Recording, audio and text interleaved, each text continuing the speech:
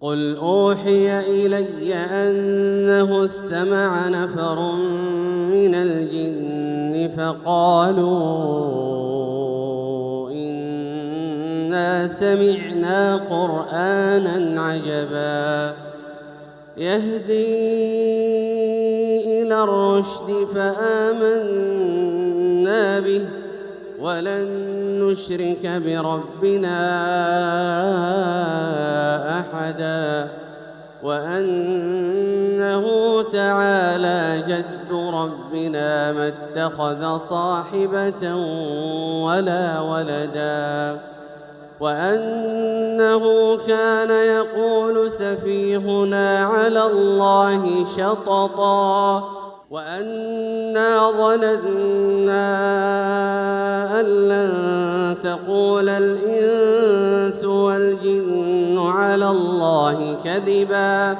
وأنه كان رجال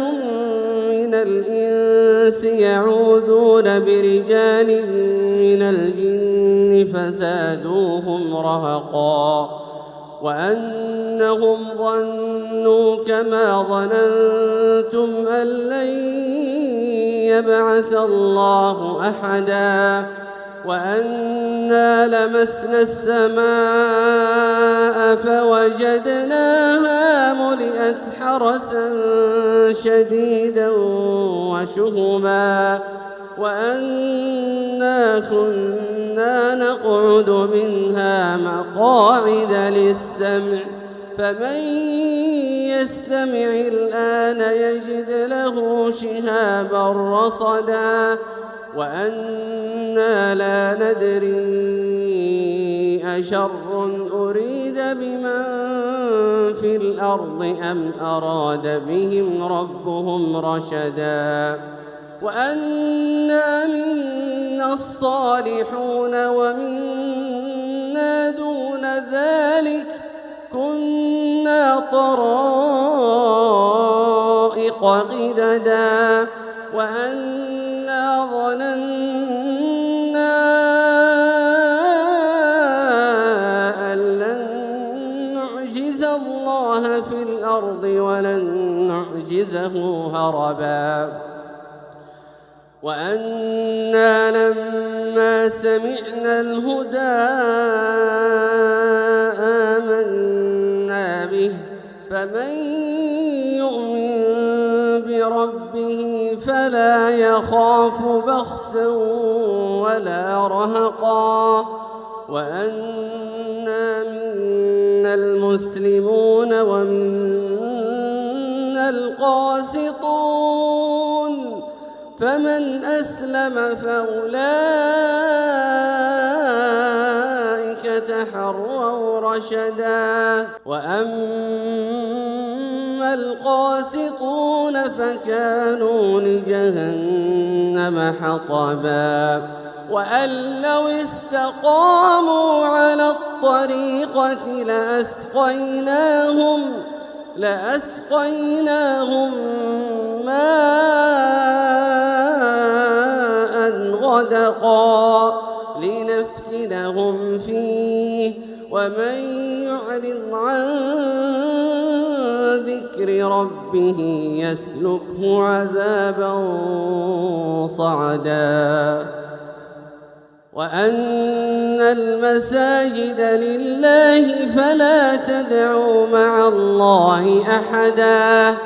وأنه لما قام عبد الله يدعوه كادوا يكونون عليه لبدا قل إنما أدعو ربي ولا أشرك به أحدا قل إني لا أملك لكم ضرا ولا رشدا قل إني لن يجيرني من الله أحد ولم أجد من دونه ملتحدا إلا بلاغا